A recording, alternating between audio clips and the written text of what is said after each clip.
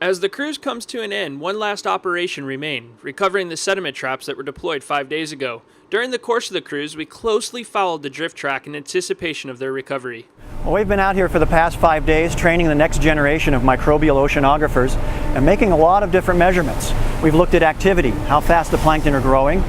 We've looked at abundance and biomass using microscopes and measuring the carbon content of the plankton.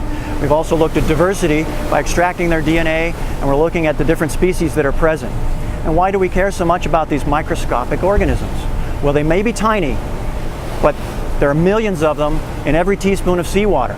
Every teaspoon of surface seawater is teeming with this microscopic life. As far as the eye can see, you see nothing but ocean here. And in fact, the oceans cover 2/3 of the surface of our planet.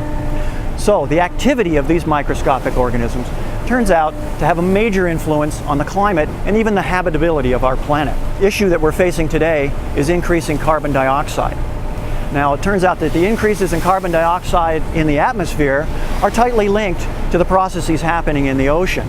Carbon dioxide in the atmosphere exchanges with the ocean, and phytoplankton in the ocean, through the process of photosynthesis, take carbon dioxide and turn it into organic material. This material is important because it feeds everything else in the food web. But a lot of this material also sinks, and that carbon goes down into the deep sea. So effectively, we call this the biological carbon pump. Carbon dioxide from the atmosphere into the biology and ultimately stored in the deep sea. One way to study the material that rains out of the surface ocean is to collect it in a sediment trap. I'm holding in my hands a sediment trap. We had an array of 12 of these at 3 different depths floating out in the ocean for the past 5 days. And it's a fairly simple device. As you can see, it's simply a hollow plastic tube with a cap on the end. When it's deployed, it's open at the top, and it's just out there collecting particles over the past 5 days. Now, this simple device, as simple as it is, can actually tell us quite a lot about the carbon cycle in the ocean. To get these things back on board, we had to pull the ship up close to that free-floating array, come up as close as we could alongside it so that we could throw grappling hooks over the side and hook the lines that were floating at the surface. We then use those lines to pull it closer to the ship.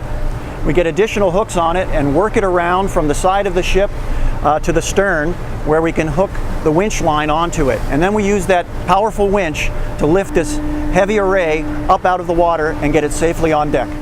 With the sediment traps on board, we head back to shore, but the work is not done.